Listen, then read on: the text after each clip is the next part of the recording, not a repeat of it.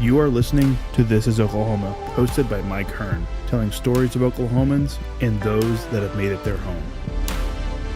What's up, guys? Welcome back to another episode of This is Oklahoma podcast. Mike Hearn here, your host, back with another episode. Excited to share this episode with you today, but before we do, I've got to thank our sponsors. First of all, the Oklahoma Hall of Fame. They've been a huge part of this podcast for the last few years. So the Oklahoma Hall of Fame have been sharing Oklahoma's story through its people since 1927.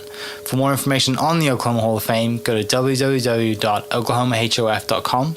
And for daily updates, go to oklahomahof on Instagram and give them a follow. Our other sponsor today is Chickasaw Nation. Now, the Chickasaw Nation have sponsored pretty much everything in Oklahoma. They're a huge supporter of Oklahoma, and it's an honor to have their name and their brand supporting this podcast. A huge shout out to Governor Anatoby for supporting this podcast. It really means a lot. Our third sponsor is Diffie Ford Lincoln down in El Reno. Now, this one makes me so happy because these guys are great friends of mine, play a lot of golf together. I've bought my cars from them, do most of my oil changes down there, have a cup of coffee, hang out down in El Reno. It's a good spot to go. And not only are they great friends, but they provide a great service. So for over 60 years, third generation family owned Oklahoma business down in El Reno. They're also in Bethany as well. So people in the Bethany area know the Diffies really well. But if you're looking for anything new, used, Ford, Lincoln, or whatever, I'm sure they could find anything you want. Check them out, diffieford.net, and then on Instagram at diffiefordlincoln. This episode is brought to you by the Doghouse OKC. Recently, I have been in need of some doggy daycare for my two pups, and the Doghouse have come in clutch. The team over there are incredible. They've taken care of my two golden doodles, and so it's been an honor to partner with them on the podcast and share the love. And the one thing that I do with the sponsors that I have is stuff that I use and recommend, like the Diffies with my car, Hall of Fame. They're awesome. Citizens Banks, where I bank. Chickasaw Nation, huge supporter of Oklahoma. And adding to that is the Doghouse. And so if you're in need of doggy daycare in the day or boarding overnight, they do grooming and other cool things too. But I've had a fantastic experience, and it's an honor and a privilege to share this with you too. So go to thedogHouseOKC.com and follow them on Instagram at thedogHouseOKC. And hopefully our pups will run into each other. This episode is brought to you by the Oklahoma State Treasurer Unclaimed Property Division. Oklahoma has more than $1 billion of unclaimed property.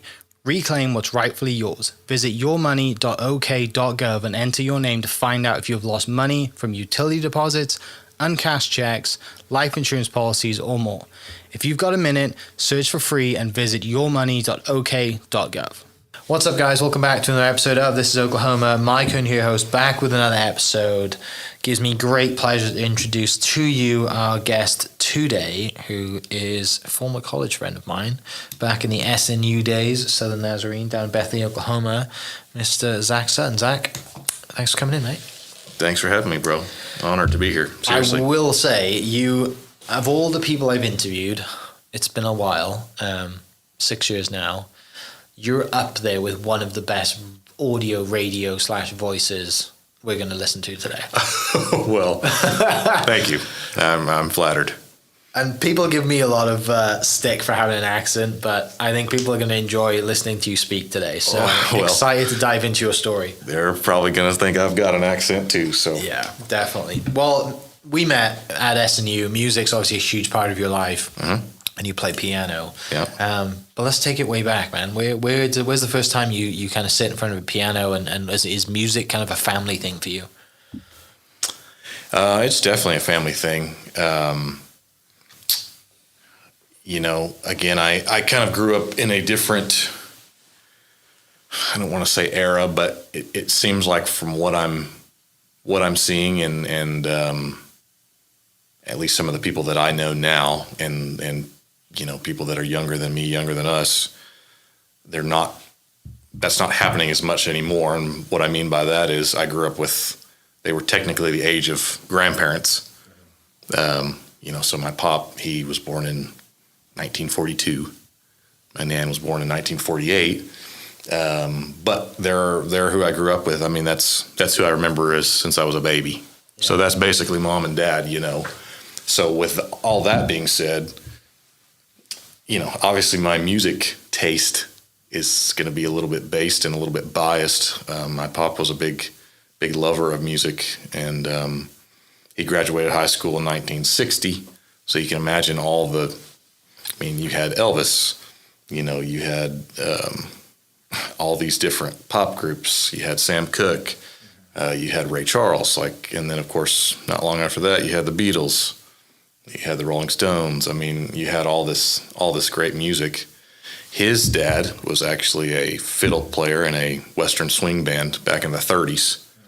So he's always had and always leaned to more of like Bob Wills type of stuff. And they're called Bob Wills and the Texas Playboys, which is what we consider Western swing now.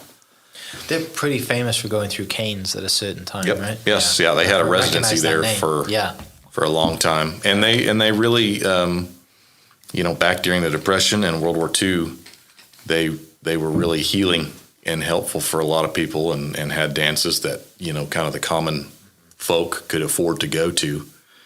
So I grew up with that music as a child. I mean, I remember one of my first memories is music-wise was listening to Elvis, you know, listening to the Beach Boys, listening to the Everly Brothers, you know, on actually cassette. You know, I still had a cassette back in the cassette player back in the 90s. I was born in 94. And so I was 7 years old when I first had my first piano lesson. And I still remember it to this day. I was really big into the military as well as a 7-year-old. So I went to that piano lesson in camouflage pants and a camouflage T-shirt. A hole ripped in one knee from being outside playing, and you know, sat down at the piano and was super nervous, and that's where it kind of started. And you know, as a boy, you know, some stuff like that, some days you want to do it, other days you don't. You don't want to do it. You don't want to practice all the time. You don't want to, you know, you're into it for a while and then you're not. But my nan, my mom, I was homeschooled as well. So that was a lot easier for her to, you know, convince me to practice and kind of, you know, hold me to it to get it done. So that definitely helped. You know, I didn't really grow up with a lot of video games. I had, again, like a World War II game on the computer that I just about wore out the disc playing as a kid. And so growing up, it was pretty much either you go play outside with your friends or practice piano. I mean, you know, so I kind of did that whole deal. And like I said, there were a few times I said, I don't want to do this anymore. Because the piano teacher I took from, I mean, we had to go to competitions, statewide competitions. We had a thing called Guild, where every spring we would have to, you know, as you got older, you'd have to memorize more and more and more, and you'd have to go and play for a different judge that wasn't even her. And I mean, it was a pretty intimidating deal. Yeah. You know, to play several pieces by memory, and then you had to sight read a piece that the judge picked out. And so my teacher was really good. She was a really good music reader. She taught me to read music really well. She did not really play jazz. She didn't play country. She just played a lot of classical stuff mostly, and she played at church, which is not to downplay her at all. But once I got to 11 or 12-ish, I watched a movie called The Sting with Robert Redford and Paul Newman, 1973, I think. And obviously they're great actors, and the movie was cool. But the best part for me was that they took a bunch of Scott Joplin piano pieces, because the movie was set in the 30s. Yeah. So, you know, The Entertainer was kind of a theme in there.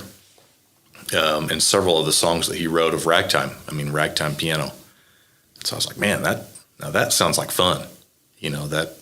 And of course my pop liked that kind of music, and why wouldn't you? Because ragtime led into the Tin Pan Alley, which led into jazz and swing and kind of a fusion of all that. Mm-hmm. And again, into the Western swing area as well. So from that moment on, I was hooked, and I got every piece of music of Scott Joplin's that I could get online or buy at the music store, and took that to my piano teacher and said, hey, I want to play this. Like, I want to play this. You know, I don't want to do this other stuff. I don't want to do the classical stuff. No, none of my friends want to hear that. You know, I don't want to play it. Like, this is what I want to play. And she said, well, I will teach you how to play it, because it's, you know, there's music, written out music. But she said, but you also have to do this other stuff too, while, you know, if you're going to take from me. And so that kind of began this battle of, you know, I'd show up to my next lesson or whatever, and, you know, I'd have the ragtime stuff down. I mean, practically memorized within a few weeks, and, you know, would just kind of piddle through the other stuff.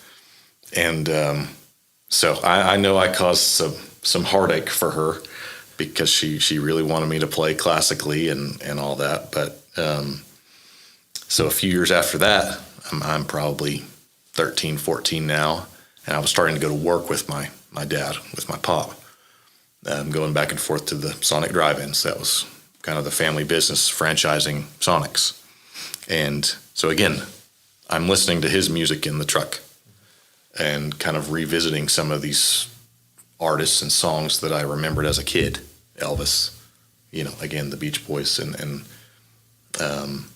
so I, you know, was listening, and, you know, a lot of those songs, they've got great piano parts. I mean, I was like, man, I want to play that. You know, who's playing that? Who's doing that? And da da da da. And so he mentioned, just kind of casually one time, that, you know, a lot of those guys in the studio, especially back then, you know, they weren't using sheet music. They were just playing it by ear, and they'd kind of run through the arrangement and get it and then record it. And, you know, that's it. So I thought, playing by ear, oh, well, I wonder if I could do that. No one had ever really said or mentioned that to me at all. And so I went home and started to take some of those same songs again and listen to them and just try to play them back, play the piano part. And so that introduced me to a pianist named Floyd Kramer, who played, like Patsy Cline's Crazy, you know, the just signature piano intro, you know, known the world over. He played that. He played for Elvis back in the day, pretty much everything Elvis did there in the 60s. He played for the Everly Brothers, for Jim Reeves. He was a session player in Nashville, and who also, he had his own kind of solo career as well. So then I was hooked on his stuff. So then I'm like going to my piano teacher. I'm saying, okay, show me. I want to play this. This is what I want to play, you know.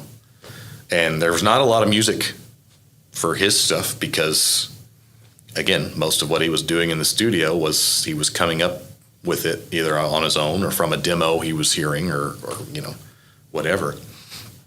And so about that time I was 14 or 15, and I just kind of said, I don't want to, you know, kind of telling my parents too. It's like, I'm not practicing what she wants. Like, you know, I don't want to do this anymore. She doesn't, she's over it too. And so anyway, that began this whole endeavor for me of trying to, you know, play by ear and teach myself to play by ear and learn songs I liked. And I started playing at church regularly then too, Sunday morning.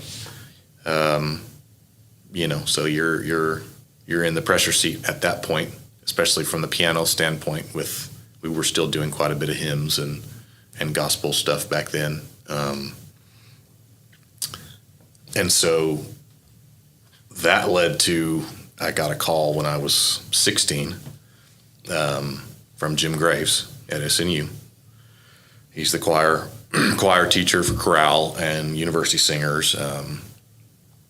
And it was just a random, out of the blue. I think it was August, maybe the 1st of September. So right around the same time we're doing this interview, he called me up and he said, hey, our piano player didn't come back this year. And he had several students that were interns at my church leading worship. So I'm playing for them. And so he's going to them looking for a piano player because he needed one. And this is jazz. I mean, this is straight ahead. He's a jazz guy. Yeah. I mean, he likes all types of music, but jazz is his baby. And so he wants it done the right way. And I had never, I kind of knew it. I had listened to some of it, but I'd never really played it. And so I said, well, I'll come and meet you and we'll talk and whatever. And, kind of told my parents. And again, I grew up in the Church of the Nazarene. So SNU was, church was in Yukon. Yeah. Just a couple miles from the college. So it was always kind of on the periphery of, I might go to college there. Both my parents had gone to college there. And so I went and met with him and kind of hit it off. And so he essentially kind of hired me, except not, because I was 16, about to be 17, to start playing for this college group. And kind of the agreement was that I would get to play for them and get some piano lessons from a jazz guy if I would agree or plan to go to SNU as a student once I was of age. So I just kind of said, well, it seems like to me God has opened this door. I had already been kind of trying to play some gigs and do some things around town and just kind of cold calling people and places and walking up with a little demo CD I'd made and saying, hey, this is who I am, and if you ever need live music, da-da-da-da-da. So I started doing that, and it was great. It was a little bit rocky at first because here I'm coming in to do these jazz tunes, and I'm still kind of playing some of these Floyd Kramer like country licks, and he's just like, oh yeah, stylistically, you need to start listening to XYZ. And like I said, I was supposed to have a few lessons, and there's a guy named Josh Hanlon, I believe, out of Dallas, and we were doing them on Skype, and it just kind of puttered out. I probably had 4 or 5 lessons with him, and learned some stuff. By all means, but I can truly say that, especially the jazz stuff and of course the country stuff too. I kind of taught myself all that and just listened to it and figured it out and just practiced a ton. You understand as a golfer and playing at the collegiate level. I was as a teenager and of course still even after I got to college. I would spend hours a week, even just in the practice room sometimes. Just playing whatever I wanted to play. Yeah. Just working on not even scales or necessarily technique, but, hey, this song comes to mind. How do I play it? Change the key and, do improvise on it and whatever, plus the stuff I was supposed to learn for Jim and for the college group. So, yeah, it was really wild. Yeah. It didn't seem like it at the time, but looking back now, for a 17-year-old to start traveling around with a college group and doing that, and even went out of the country. We went to Venezuela on a trip. Oh wow! In May of 2012, and my parents still hadn't even met Jim officially. That's awesome. And so it was fun. I feel like there's not as many stories like that anymore. You remember, hearing about musicians back in the day of, they were playing in the clubs when they were 15 and doing all this kind of stuff. And I got to do some of that. I played at several bars and casinos while I'm at SNU. And then, the next day I'm playing in chapel and, I'm playing for the Toller brothers. And I kind of said early on, I'm not going to lie. I'm not going to try and hide this. Yeah. Now I'm probably not going to be taking a bunch of pictures and, having drinks sitting around and, guys smoking a cigarette right next to me. Not that I cared, but obviously if someone asks, I say, hey, I'm violates a lot of school rules. It right? did, but yeah. I mean, I'm making money. Yeah, you're working. This is a job. Yeah. You know, so after that, you know, we met at some point there. Yeah. What did you study in school? What was your major? It was music business. Okay. Yeah, and I kind of got the idea too that I wanted to do my pop's business as well. Yeah. After how many franchises did the family have at the time? 2. Okay, Just so 2. still 2. Mhm. Yeah. Mhm. And so you're learning that side of the business from your pop. I was working with him, you know, every summer. Yeah. Like I said, from about the time I was 13 or 14, and doing a lot of that stuff. So music business seemed like I had some business classes, and then I had, of course, a lot of music classes. We met in business class for sure. Probably Larry Mills, one of Larry Mills's classes.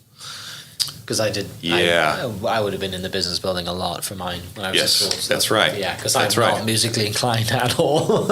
They give me like the cymbal in the corner once every now and then. Gotcha. But yeah, so at this point, then you're doing music business. You obviously know that the family is business is sonic, and at some point you were going to take that over.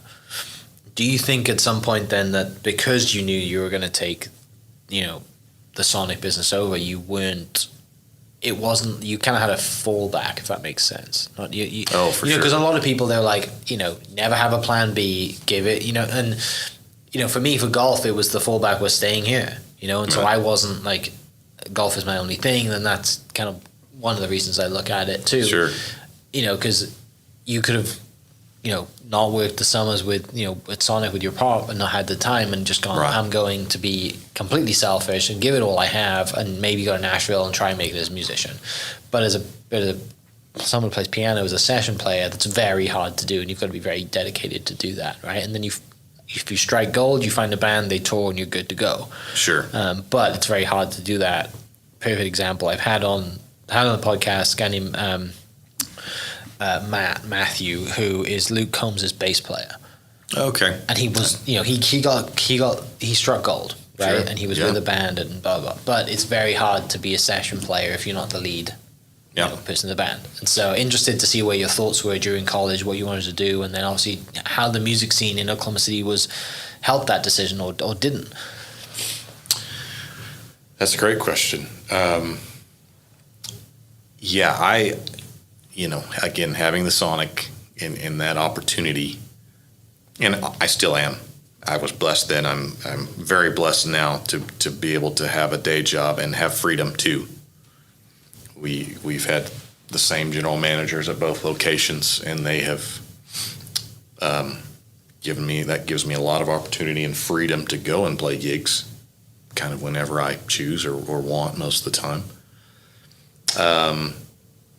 When I was in college, you know, there's a part of it that you look at your father's work and you never really think, you know, oh, I'm going to do it.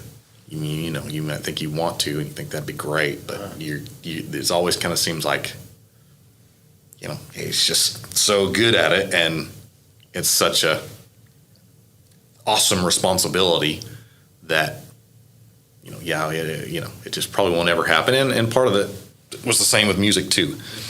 I mean, like I said, I've done a lot of the cold calling and introducing myself and all that, but there's been a lot of times when, you know, doors were opened for me that I just never expected, or it always seemed like if there was a period of kind of a slump, you know, where I didn't have a lot of gigs, or, you know, next thing I know, I'm getting 2 or 3 calls from totally new people and different people that I've never worked with before. I wanted to be a session player, and I still do. I mean, I enjoy that, honestly, sometimes more than playing live. Part of that now is because I've played live so much. You know, it's funny, being a musician, I really do. I have really always hated attention. I mean, I remember, like, even as a kid, you know, we'd have a recital every year at the piano studio. The whole family comes, you know, everybody's family, every student's family in the piano studio. And it was just, I always thinking, man, if I could just turn the piano around and just put my back to him, or turn it the other way and just kind of hide behind it and play. I could play all day, but I don't like to be under the microscope necessarily. And that got better, obviously, with practice and age, but there are still times when I've never done well with it. So again, with the session playing, I did want to go to Nashville for a time. And I don't know, it just, things kind of took off here, for one thing. And I just kind of started getting calls and more steady gigs. And I had done some of the touring, if you will, in college. There was a husband and wife, gospel singers named Blake and Jenna Bowlerjack. And they were driving, all around the country, singing concerts, doing concerts, sometimes random days of the week, but mostly Saturday nights, Sunday mornings, Sunday nights. And they didn't have a sound guy at the time, and so we had to carry around all the sound equipment. Yeah. So we had to get there, drive however many hours, unload it, set it all up, do a sound check. We might get, if it was a Saturday, we might spend the night, come back to the church, play the concert Sunday morning, pack it all up, drive to a different church, unload it, set it up, sound check it, do a whole nother show. And then we're going to a hotel and I'm by myself, and it was fun. And they're very dear friends of mine. But after a while, I was kind of thinking, man, this is lonely. If this is what it's like, yeah, I can only imagine just that, but tenfold, being in a big tour to a certain extent. And so I just got a taste of that enough. And we had a gospel group too at SNU. I don't know if you remember, but some guys, some friends and I, we had kind of formed our own. And so we were doing that. And that was fun because we're in college and guys. And we had, so you had a roommate and stuff, but it was still a grind. I missed a lot of things at school and a lot of time with friends because I was on the road and working, and obviously I missed some classes too and some homework that didn't get done. But so I got the taste of that, and so then it's kind of like, oh, I don't really want to tour if I can help it, and that is where I've been again so fortunate because I've had just steady gigs, and again, if there is a slump or if I didn't make as much one month as the next, well, then I've got Sonic. So I've been very, very blessed because there's a lot of musicians that, it's either the gig life or the road life. And sometimes they're still struggling to make ends meet every month. So, the session thing kind of, when I decided to do the Sonic, well, then the problem is, you can't really move. Yeah. So, now technology has come so far now that, a lot of that stuff I can send it off to whoever and record it kind of on my own time. And, the dream too is, again, looking back at the 50s and 60s where everybody's playing in the studio live together and, there's no click, there's no, it's just pure music and communication and everything's done at the same time and you have to play it perfectly. And, you got Coke sitting on the piano and cigarettes in the ashtray and all that. And that just doesn't exist anymore. Yeah. Most of the time anymore, it's everybody does it separately or, you bring somebody in later and it's not that it's not still fun and creative. But the real fun is getting to do it live and having that experience while creating a whole new experience. Yeah. So, do you think having the Sonic thing in the background and having a job and now you do, that's the, like I said, the main gig, the main day to day, takes the pressure off music so you can enjoy it more? Because you don't have to make money doing it? For sure. Yeah, again, kind of along the same lines as I can be a little bit more picky and choosy about which gigs I take and So a lot of my friends or fellow musicians, they've played in like wedding bands, and some of that is good money, but a lot of it is, you're 6, 7, 8 hours Headache. and it's $300. Yeah. And again, I've played some of those gigs, but I've never had to do it. Yeah. If I didn't want to do it, I could just say, no, thanks, or I'm already booked. And a lot of times it really was because I was already booked. Yeah. But yeah, I've been very, very fortunate in that realm. What's the jazz scene here in Oklahoma City? I got some friends in that scene. I'm trying to find the name. Brian Gorell. Yeah. Brian Gorell. Yeah. Brian was on the podcast over at UCO Jazz Lab, and then Noah Eng. Do you know Noah? Yeah, I do. Noah's a good friend. Saw him just the other night. And so those are my two. That is my introduction into jazz in Oklahoma City. Okay. Through them. So what's it been like for you? As obviously Brian's a piano player too, right? Noah plays a bit of both, plays a bit of everything. Yeah. But yeah, what's that been like? And also, I think when I saw you last, it was at we went to Sidecar and you walked in. Probably a couple of months ago now. Yep. I was like, I know that guy. What's he doing here? Yeah. Sidecar on a Wednesday is a strange crowd. It is. There's a lot of people there for a lot of reasons. It certainly is. But it's fun to people watch. It is. Yeah. People listening to this are going to chuckle at that because they know the Sidecar scene. Yeah. But yeah, it was good to catch up. And obviously, there's plenty of live music in Oklahoma City, and people are getting used to it now. But as someone like yourself, what's it like? And do you ever think of opening up your own spot or putting music business together and actually not just being music, but also having a spot as well? Is that an option? Sure. The jazz scene for me has been good. I mean, it was kind of lately, a lot more so the last few years. It's been a little more hit or miss because I'm playing so much of the Oklahoma Opry, and doing a lot more country stuff and a lot more of kind of duo gigs. So I'm playing for a singer or something like that in nature. When I was in college, again, there were several kind of jazz connections to SNU. So, I mean, and I know you saw me,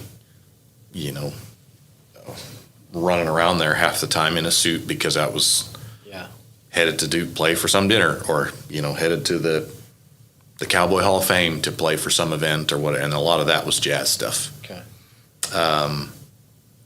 The scene itself has gotten a lot better. There are several people that have worked really hard to get it better. There's a keyboard player named Kendrick McKinney, and he's worked really hard to get. There's a place called the 51st Street Speakeasy, and he does a really kind of like a jam session there every Wednesday, and that's a lot. I mean, that's a lot of responsibility. And he's really kind of built that up. And so that has been a cool opportunity for people, obviously, to come in and listen to it, but also college students to come and get to play some chops in a venue that's, again, a little more forgiving, kind of more of a jam session and type of deal. Here's a husband and wife that they play there and probably play about every jazz deal. I mean, if they're available, if they're not already booked up, they've named Dave and Ray Bowen. Okay. And he actually is funny. When he was younger, he used to play country stuff, played for Stoney LaRue, and used to play on cruise ships and tour and all that. And now he does jazz pretty much mostly. And then Ray, his wife, she's from Taiwan, and she plays upright bass. And I mean, just smoking player. And so I've played with them several times for, different schools or whatever. And so they have also been pretty pivotal, in my opinion, of kind of leading the way and being the forefront of a lot of these gigs in the rhythm section. And giving the opportunity too for a lot of singers to come in and do stuff. So again, I'm not super in the scene. You know, it is Oklahoma City, so everybody does kind of know everybody. I mean, once you get to a certain point, because I'm kind of doing a lot more of the country stuff now is my kind of steady gig at the Opry. What led to what leads to you going into the Opry and having that opportunity, and then switching from jazz to countryside? I have to remember. Because the Oklahoma Opry is sort of coming back around, right? I know It I is. had Darcy Lynn on the podcast last year, and she mentioned she played there as a benefit, I think. And so that seems like it's kind of having a resurgence for a great reason. Yeah, and you know, when you kind of asked earlier about a topic that I definitely would like to hit on too is the Opry for sure. It's such a family friendly place. And, you know, people hear Opry now a lot of times because of whatever reason. And they think, oh, well, if it's not the Grand Ole Opry, then it's not a real Opry. And if it's not a real Opry, like the Grand Ole Opry, then it's probably hokey as a word. Yeah. I'll use that word. Probably not used anymore, but, you know, kind of cheesy. Kind of, you know, old people music, which isn't really the case. I mean, yeah, we play a lot of classic country.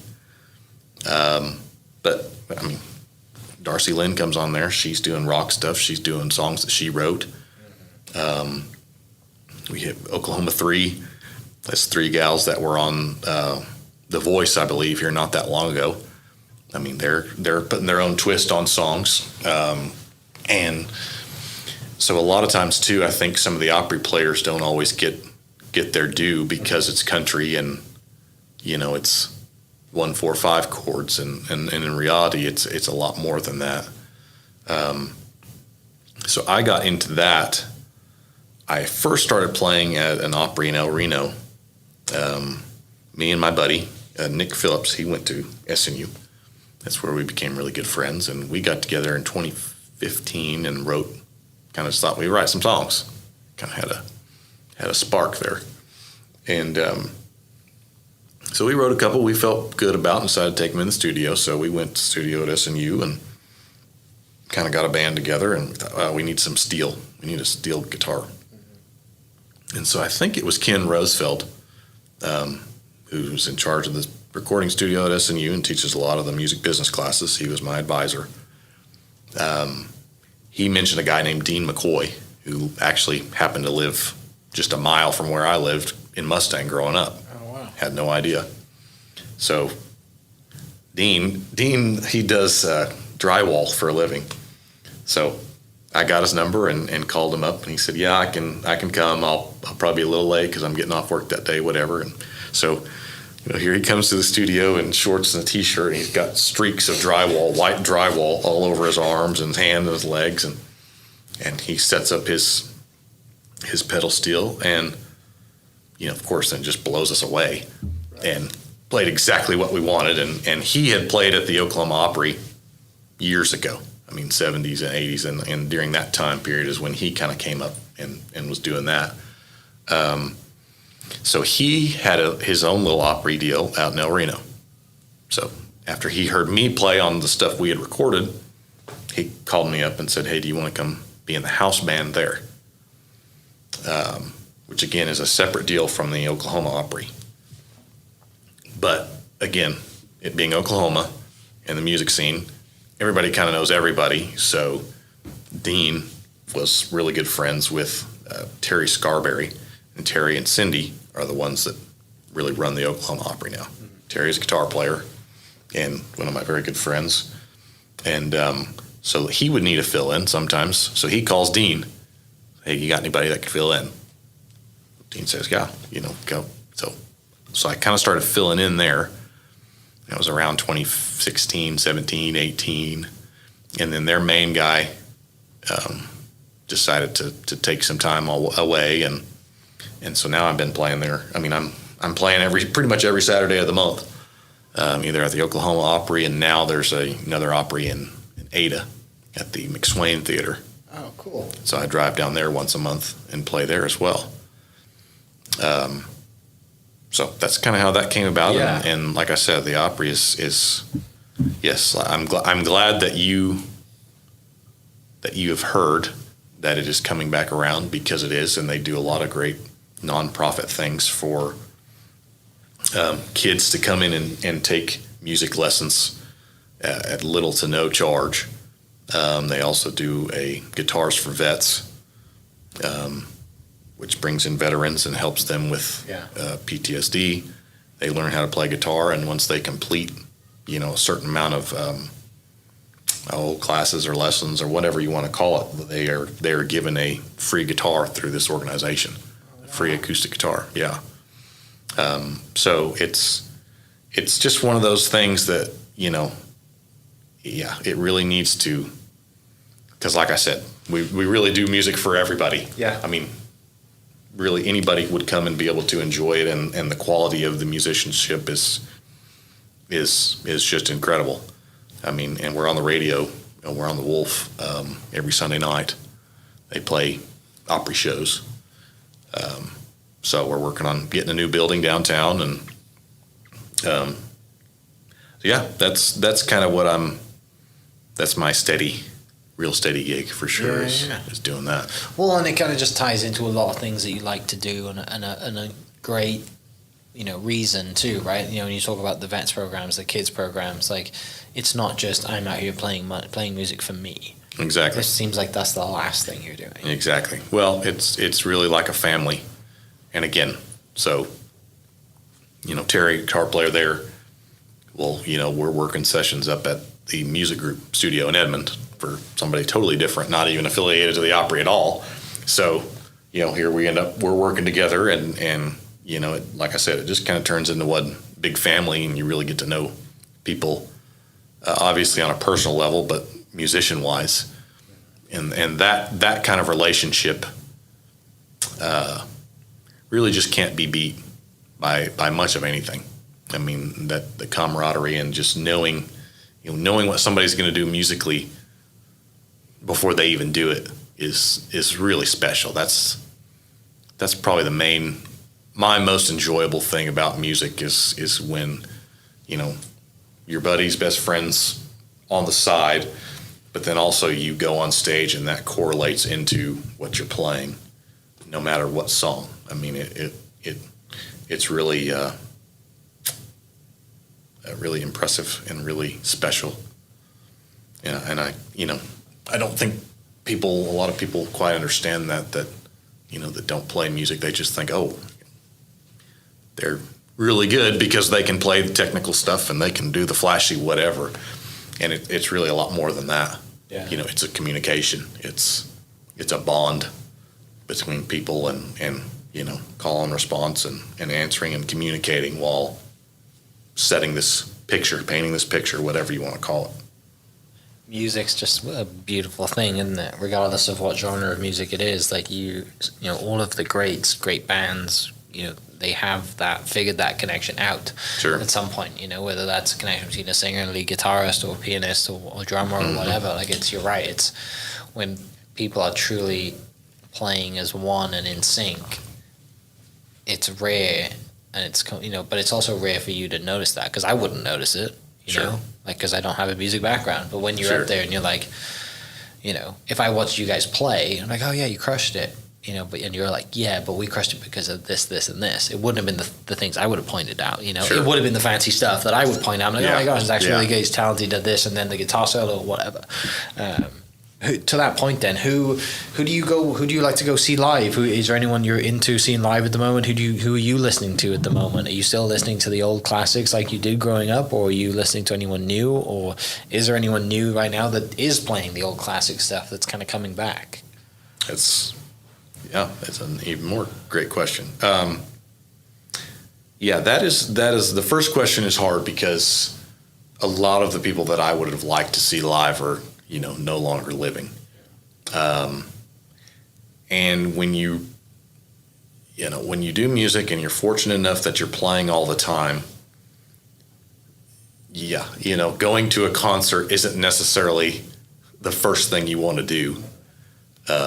It is for some, but I'm pretty picky choosy about that. And again, part of that is, and it's really not a musician's fault, but if you don't already like the artist for some reason, you can kind of get a little picky, and a little judgy.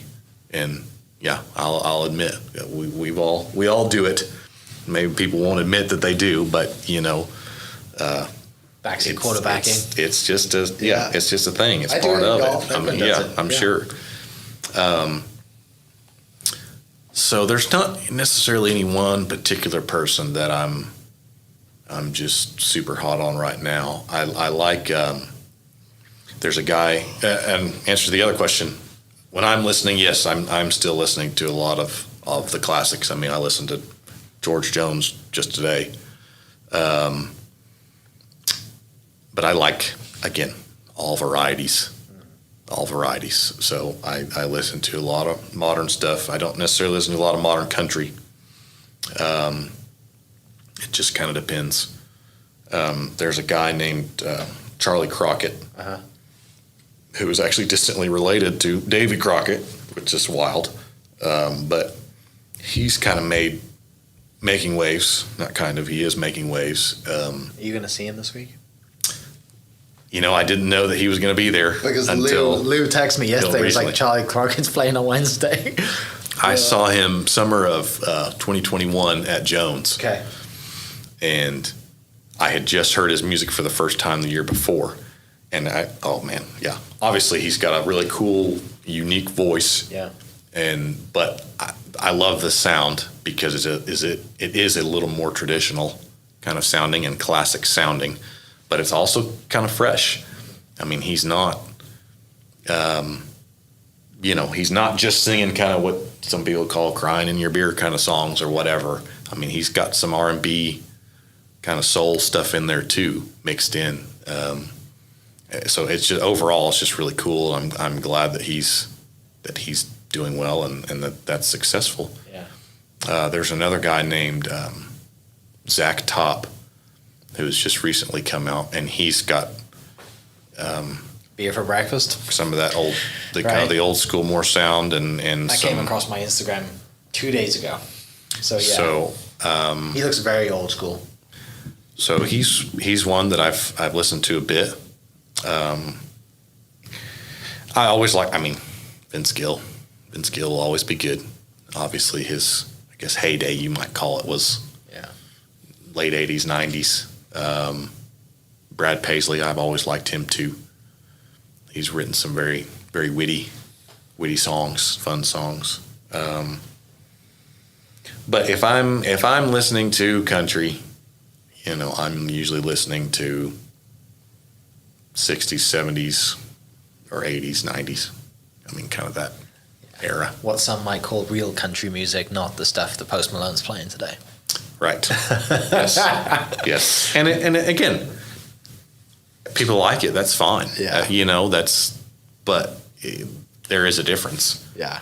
And I think, again, people don't always recognize that, and again, don't always appreciate some of the talent. I mean, especially, you listen to anything George Strait, some of those albums, and the just killer leads that are, lead guitar and steel and fiddle and piano that are on that stuff is not everybody can do that. I mean, really, they can't. So, yeah, but I've listened to a few Post Malone things too. Music's got a time, right? So it's time for music, certain music. It's fine. Yeah. So where you got two Sonics, mm-hmm. music's, that's kind of ticking along really nicely. You get to kind of choose your gigs. Where do you see it going? What do you want to do? What's kind of the plan? Do you plan to grow the Sonics, buy more franchises, keep the ones you have? As of today, in sort of fall 2024, what's the not to say what's the plan, but like where Sure. Where are you headed? That's another good question, man. It's funny you bring that up because I'll be 30 in October. And so it definitely has been a year of some reflection too, of looking back and saying, okay, what have I done that I wanted to do, and what have I not done that I kind of would still like to do maybe, and I'm really not sure. You know, I've been, like I said, very fortunate to. I really have not. You know, I talked to a friend the other day, and she said, you know, I a lot of times I'll have like a 5-year plan or kind of goals, and that's what I'm thinking. Well, I have not had ever a 5-year plan or a 5-year goals that it's always just been that, like I said, I believe personally that God has opened doors for me and led me into people's lives, and has continued to do that.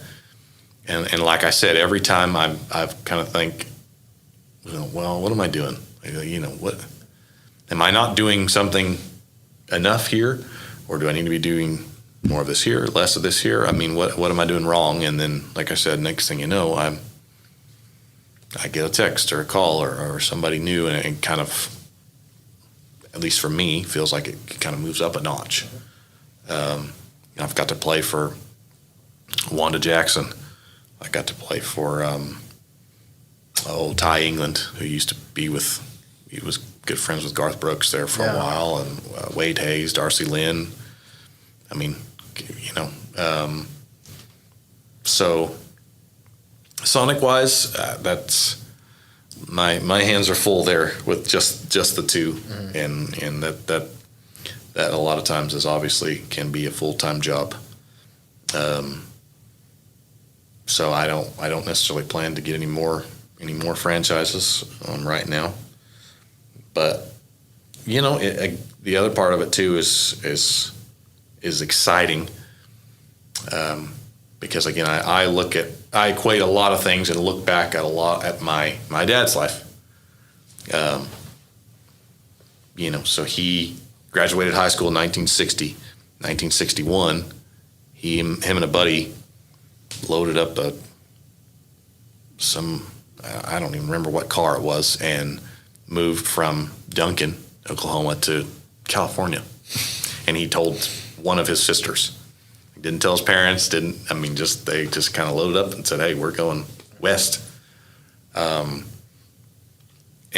he ended up working for the city of Bakersfield, and was kind of around when, you know, Merle Haggard was kind of starting to get a name and performing around there, and Johnny Cash was doing some stuff around there at the time, and he started working for the city of Bakersfield in the title and deed, and learned about zoning and real estate and all that kind of stuff, and then came back home and got drafted and went to Vietnam. And so, you know, had the military service and experienced that and everything that was, and then came home and went to SNU, and then he got a job at Western Electric, which used to be in that big building that's off of Reno in between Council and Rockwell. Again, totally different from anything he'd done before, and got a leadership position that he didn't even, I think his major in college was psychology. Oh, wow. And he never ended up doing anything with that at all, and got this good paying job in a leadership position there, and was there for several years, and bought the house in Mustang that I grew up in, and got fired from that randomly one day. It's like, okay, you know, well, I got to do something else. So he worked at a refinery for a little bit there, and then got into the Sonics through one of his sisters. Her husband at the time had kind of a partnership group, and they were starting up franchises and such, and so it's just interesting to look back at his life and see where all those other things he did, you know. So again, like working in Sonic, well, the Sonics that we have, the franchises, we own the land. We own some of the land around them that he bought up, and he just he knew real estate from this previous experience. You know, he had worked as a kind of a clerk in the military in Vietnam at the base there for the commanding officer. He was the kind of the typist and did all that stuff. And so obviously was picked up organization and taking care of business in a sense before he even really had his own business. And then of course learned the leadership stuff working at Western Electric but he was also one of those guys too that was good with his hands. I mean, could build a storage building, fixed all kinds of stuff at Sonic. And so, I mean, I learned to paint, change electrical ballast, work on pieces of equipment, Sonic bun toasters, grills, fryers, power washing, laid asphalt, cut the grout out of tile and replace the grout and do everything. I mean, the list is really endless. Yeah, a man's man. Yeah, exactly. And again, that's just not much of a thing anymore. And that's not to say that men aren't men, but of guys that can just kind of look at a problem like that and just go and figure it out.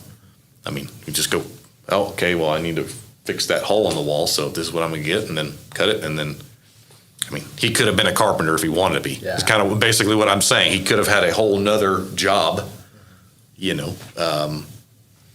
and so I learned a lot from him. So that's part of what's exciting a little bit is say, okay, I am 30, so what have I done so far in a certain sense, but then also, I don't know what the road looks like ahead. I don't. It's not that I don't necessarily have a plan.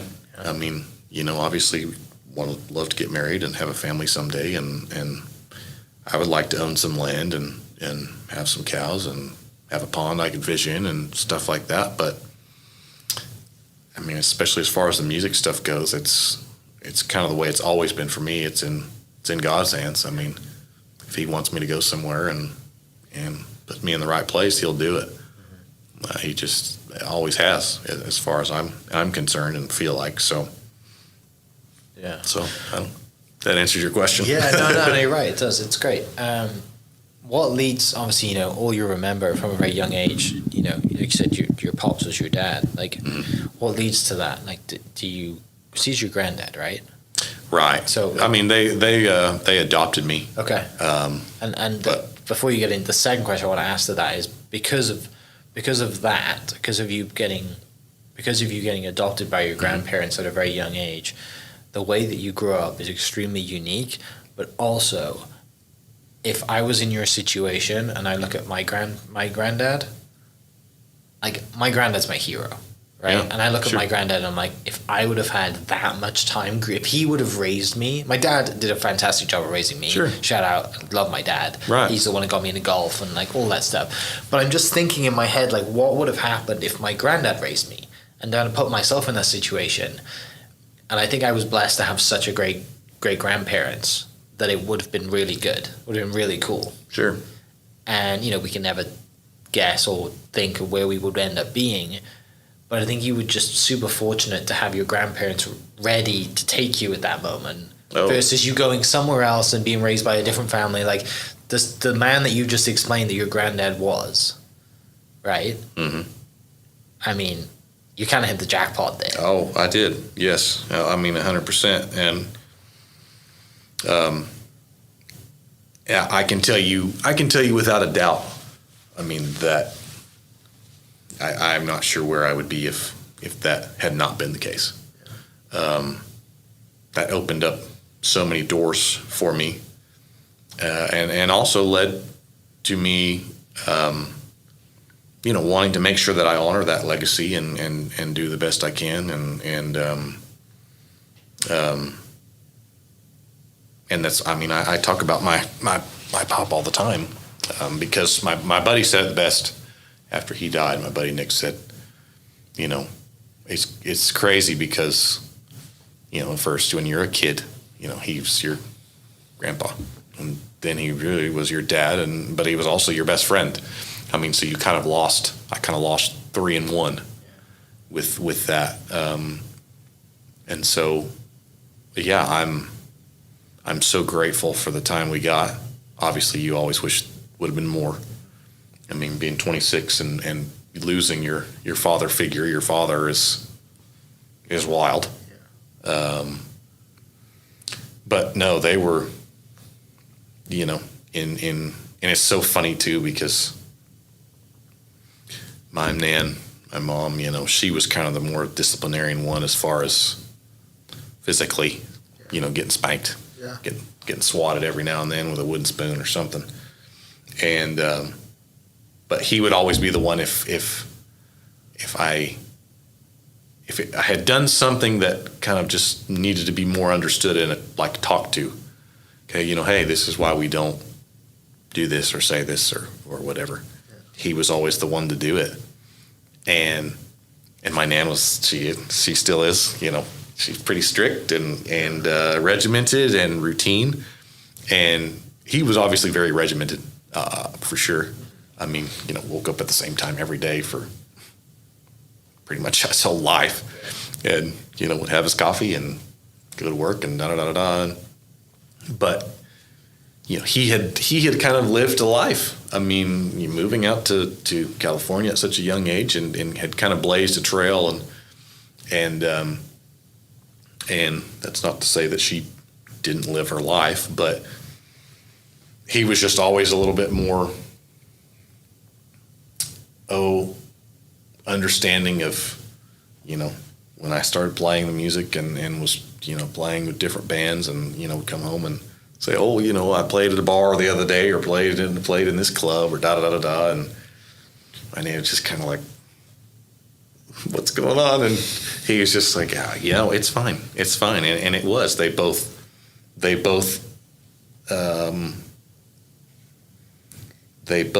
put in and filled my meter exactly the way it needed to be filled.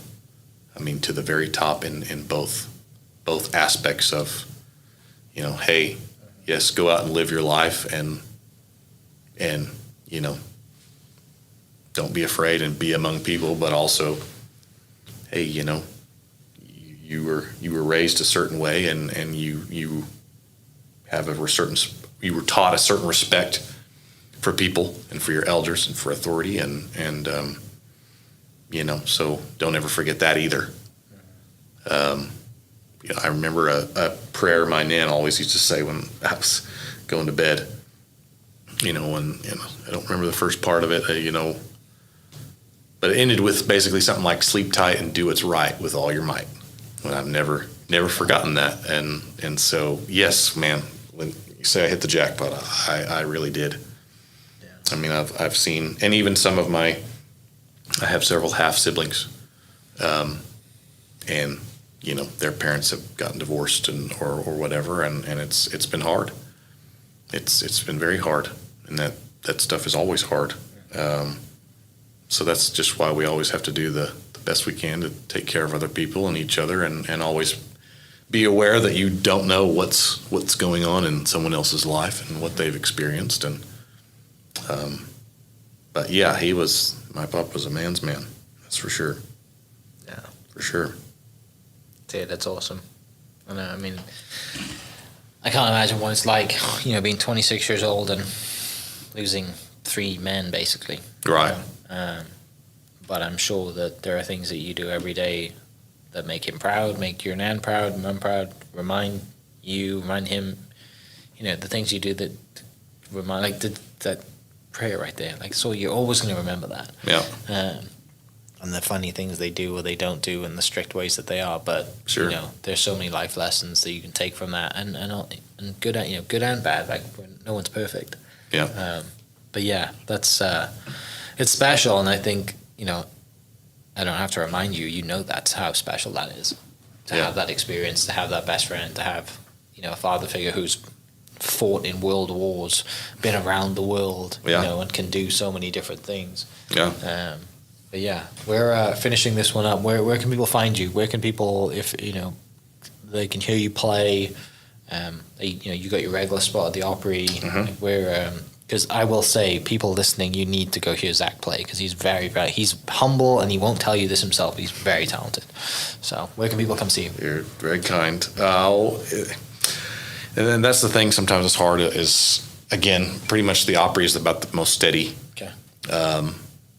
So come to the Oklahoma Opry Saturday night. Show usually starts at 7. We're right now we're in UCO's ACM performance room. Great town, is which it? is right off the canal. Yeah, right off of Oklahoma Avenue, I believe it is. And then, like I said, too, on the Wolf, the radio station, I don't quite remember the number. Every Sunday night, they play an Opry show, so of course I'm there a lot. I need to get better at posting gigs and posting where I'm going to be at and doing the social media stuff. I think I kind of was in that just right in the middle of the generation that doesn't really mess with it at all to, knows it backwards and forwards. And it's like, secondhand nature to them to do it.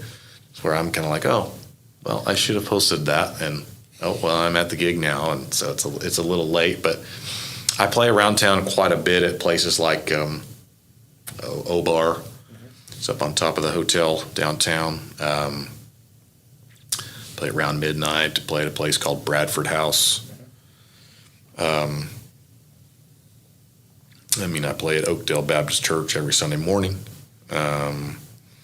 So if you kind of go and look at any of those places and their list of who's performing and who's going to be there, a lot of times that'll be on the list. You can follow me on Facebook, Instagram, Zach Sutton 94. I try to post music stuff, but I'm trying to get better at actually posting when I'm going to be out and playing. And then of course I've got 3 records on iTunes and Spotify, and just under my name, Zach Sutton. One's a gospel record, and one's just kind of a mix of a lot of songs that I wrote in college, and then another one is an album I did and finished just a few months before my dad passed away, and it's all songs that were written in the 60s. Oh, cool. So some of them weren't necessarily a hit in the 60s, but they were all written during that time period, and it's kind of an eclectic mix of R&B, soul, and of course country and western, and that's called Back in '65. So yeah. Cool, dude. That's awesome. For people listening, I'll put the link to your Instagram and Facebook for people to come watch you. Sure. And Spotify as well. They can go listen to you. Last thing, where are the Sonics at so people can come and get a cherry limeade from you, whatever it is that their Sonic drink of choice is? Come on. Well, for the city folks around here, it might be a little bit out of the way, but one store's in Chickasha and the other store's in Guthrie. Guthrie is right off of Division Street there, headed into downtown. So, yeah, come on. Sweet. Love Guthrie. It's a great spot. Great. Well, mate, thanks so much for coming in. Appreciate you sharing stories. Can't wait to pop out and see you play. I need to either come down to the Opry or see you at O-Bar next time you're out there. Yeah, and, for sure. And so for people listening, we will catch you next episode. Thank you, Mike. I appreciate it. Hope you guys enjoyed that great episode. Thank you so much for listening. As always, huge shout out to our sponsors, the Oklahoma Hall of Fame, sharing Oklahoma story through its people since 1927. For more information on the Oklahoma Hall of Fame, go to www.oklahomahof.com and follow them on Instagram for daily updates at OklahomaHOF. Our other sponsor, the Chickasaw Nation, amazing sponsor. They do amazing things for the state, and they're always sponsoring something in Oklahoma. They're a huge supporter of Oklahoma, and without their support, we wouldn't be able to do what we do. And our third sponsor is Diffie Ford Lincoln down in El Reno. Now, this one makes me so happy because these guys are great friends of mine, play a lot of golf together. I've bought my cars from them, do most of my oil changes down there, have a cup of coffee, hang out down in El Reno. It's a good spot to go. And not only are they great friends, but they provide a great service. So for over 60 years, third generation family owned Oklahoma business down in El Reno. They're also in Bethany as well. So people in the Bethany area know the Diffies really well. But if you're looking for anything new, used, Ford, Lincoln, or whatever, I'm sure they could find anything you want. Check them out, diffieford.net, and then on Instagram at diffiefordlincoln. This episode is brought to you by the Doghouse OKC. Recently, I have been in need of some doggy daycare for my 2 pups, and the Doghouse have come in clutch. The team over there are incredible. They've taken care of my 2 golden doodles, and so it's been an honor to partner with them on the podcast and share the love. And the one thing that I do with the sponsors that I have is stuff that I use and recommend, like the Diffies with my car, Hall of Fame. They're awesome. Citizens Banks, where I bank. Chickasaw Nation, huge supporter of Oklahoma. And adding to that is the Doghouse. And so if you're in need of doggy daycare in the day or boarding overnight, they do grooming and other cool things too. But I've had a fantastic experience, and it's an honor and a privilege to share this with you too. So go to thedogHouseOKC.com and follow them on Instagram at thedogHouseOKC. And hopefully our pups will run into each other. This episode is brought to you by the Oklahoma State Treasurer Unclaimed Property Division. Oklahoma has more than $1 billion of unclaimed property. Reclaim what's rightfully yours. Visit YourMoney.ok.gov and enter your name to find out if you have lost money from utility deposits, uncashed checks, life insurance policies, or more. If you've got a minute, search for free and visit YourMoney.ok.gov. Thank you for listening. We are inspired by those around us and hope that you are too. Make sure you subscribe to this podcast on your favorite podcast platform and leave us a review so we can keep telling your stories. For more great Oklahoma content, follow This Is Oklahoma on Facebook and Instagram.